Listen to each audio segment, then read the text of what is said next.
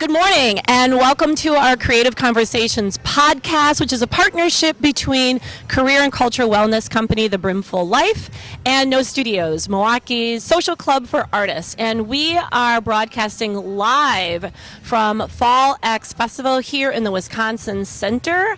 I am your host, Beth Ridley. I am so excited. My first guest of the morning. Arabian Prince. Morning. You said morning, and I'm awake. Yeah. Of the morning. Yeah. Arabian Prince. Good morning. Good morning to you. All right. I got to read your a little bit of your bio here. Okay, I'll sit back for a while for that one. Yeah, sit back. I'll show off the SpongeBob while you do that. This is going to actually take a while, right? Because you are a rapper, a singer-songwriter, record producer, DJ, best known as founding member of N.W.A, and more recently, you are developing a reputation as a master developer and marketer in the gaming industry.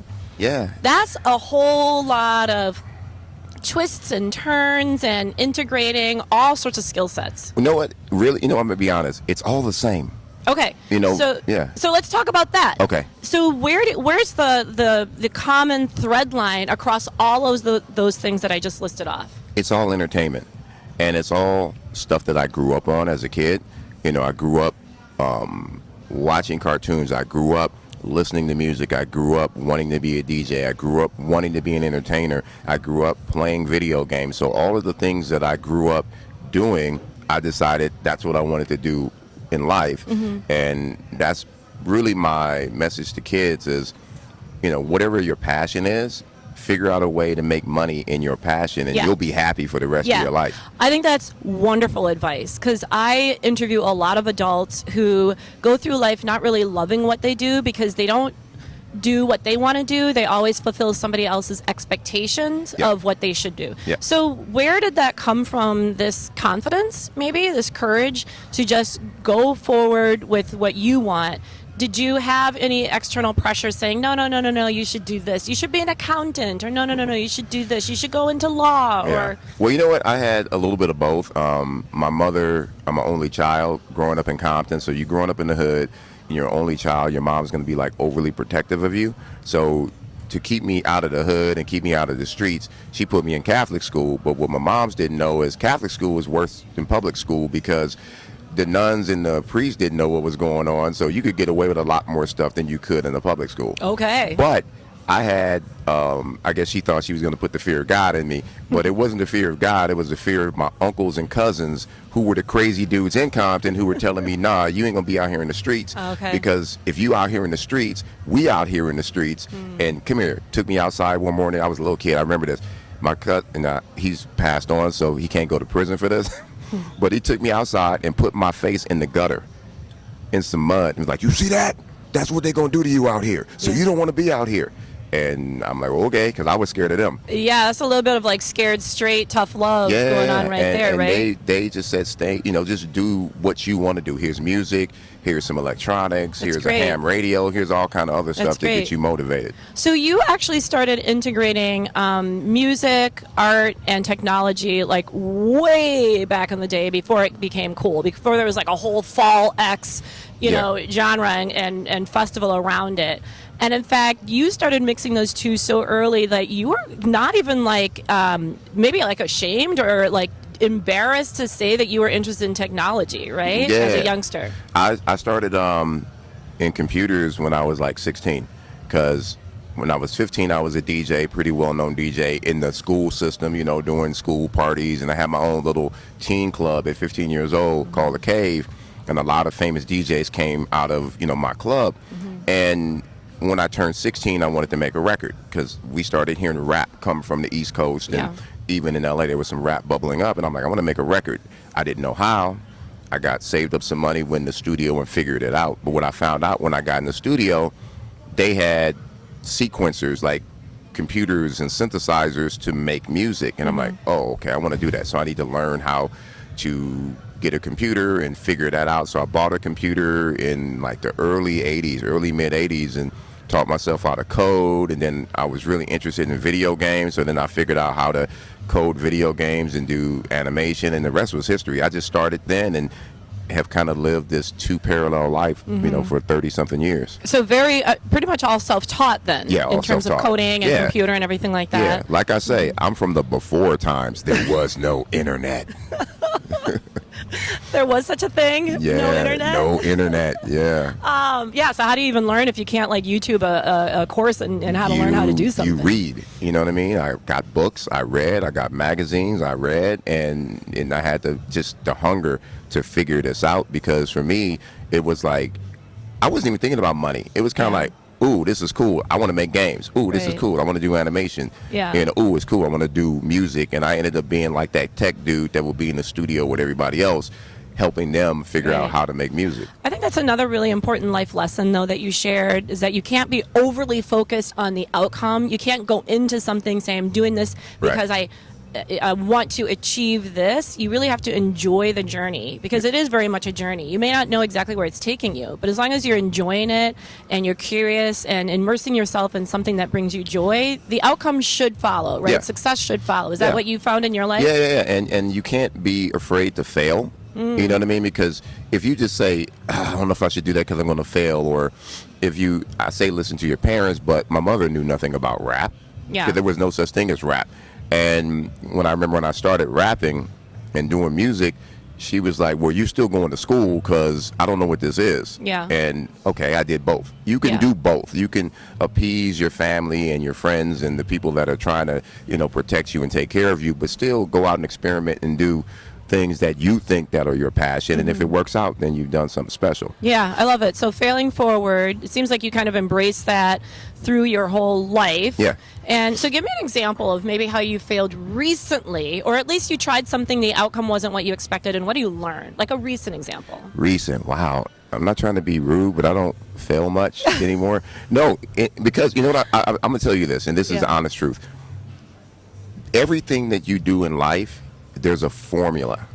If you can figure out that formula, and if you can figure out a way to go through the process, you can minimize failure. Not saying that you won't fail. Like, okay, I'll give you a good example. I have a new product that I just launched. It's a gaming product for game consoles, and it's gone viral. We've almost raised $1 million in 2 months. And the crazy thing about it is, I failed making that product because I was prototyping, and I came up with all these different designs of how to make it, because I do my own prototyping, and I had some crazy designs. I'm like, oh, that's not going to work. Oh, that's not going to work. Oh, that's not going to work. But I didn't give up. Some people will try something and then it didn't work and they'll move on. Right. I just kept going, and I came up with something. Oh, there it is. That's amazing. Right. Let's put this out. So Right. now we got a hit. So you had like micro fails. Micro But I fails, think yeah, what yeah. you're saying is you don't look at it as a fail. No, it's just part of the it's process. a process. Yeah, and Right. I admire. It's iterative. You keep building bingo. and working on it. Yeah, and I admire the Richard Bransons. I admire the Elon Musk.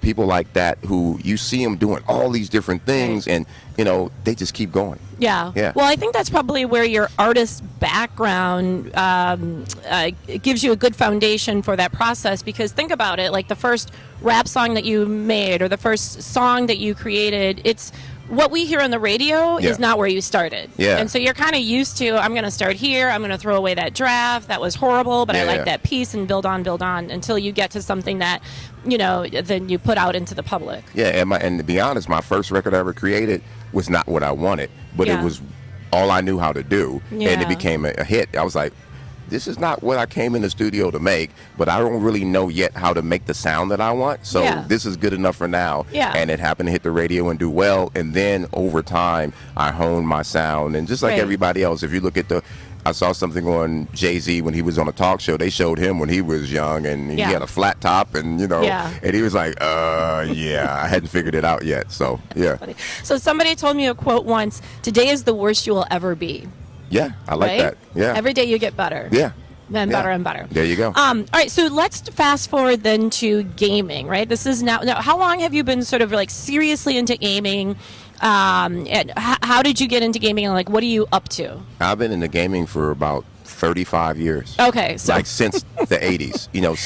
Since I started doing music, I've been into gaming, because I started learning how to code, learning how to do the sprite animation, then learning how to do animation, and then I got lucky, and I'm what you call a convention rat. Like I go to conventions. That's what you would do. There was no internet back then, so you had to go to conventions to learn stuff. So and interact with people. Yeah, you had to talk to people, and I would go to SIGGRAPH. I would go to something called Comdex. I would go to CES every single year, and I found out because I had a lot of time on my hands, I knew just as much or more than some of the guys who were doing it because they had jobs. And when you have a job, you can only do what you do. I had time to experiment and play with stuff. So I would go, and they were like, who are you? Like, why do you know this? And how come you know so much on it? Next thing I know, they're like inviting me to work on like projects. I did the first ever season of the Mighty Morphin Power Rangers and did all the visual effects on that. And then I worked on Casper and Addams Family and Silver Surfer and a lot of movies and video games because of stuff that I learned just messing around. So what are you working on now? What are you like really excited about? Right now, the whole esport thing right now, I'm really excited about. I've partnered with a couple of companies. I own my own esport brand. I partnered with a company called Black Dog Gaming, and we started an esport kind of consultancy / venture capital where we'll do everything from help you raise money to help you manage your kind of entry into the whole esport thing, because it's like the Wild West. A lot of people, they know the name esports, they know there's money in it, but they don't really know what to do. And they put a lot of money into it and then they fail. We help them hopefully not fail. So I'm really deep in that field right now. All right, so you have been integrating music, gaming, art, technology from way back. You have such great perspective just from your own experience, having been doing this for so long. What do you see from the young people coming up? Like, do you feel that they're at a disadvantage because they just don't have the perspective and the experience that someone like you brings to the table? Or are you kind of excited about like what they're bringing to the sector? I say both. And I say the disadvantage comes from the kids in the inner city. That's where the disadvantage lies. Because if you look at the STEM schools or the charter schools, they have everything. The inner city kids a lot of the time don't. So what I try to do with my company and my Open Labs concept is bring technology into the inner city so that the kids can have a chance to do the same things that other kids do and actually give them a leg up, because I can teach them how to accelerate that path. And my vision is very simple. I believe in STEM and STEAM, but I believe that there's so much more. Everything is technology. Like everything we do, the coffee cup, water, everything that we, clothing, fashion, sports, it's all based around technology now. So whatever a kid's passion is, they can do something in technology and make money. You just have to show them the path. I love it. All right, so what's next? What are you kind of excited about going forward? Where are you going to take your passion next? Like I said, just grow this esport business. And really grow my Open Lab system so that kids can make money. It's up, and I say money because a lot of kids, that's their like, oh, I want to make money. They see the rappers, they see the sports figures making money. And I show them that there's other ways to make money. And all you got to do is have an idea, and if it's a great idea, we'll help you cultivate it. And I'm just all about giving back right now. I love it, but I do think, follow your passion, but also you do need to make a sustainable income doing it too, eat, right? You got to eat. So you're bringing like the business sense to it so that they can make a living doing something that they really love. Right. I love it. Thank you so much. Well, thank you. This was a great conversation. I certainly learned a lot. I know I'm going to look forward to seeing you on the main stage later today. We're going to get jiggy with it. And then we're going to get jiggy with it tonight as well. All right. I can't wait. Thank you so much. Pleasure. Thank you. Appreciate it.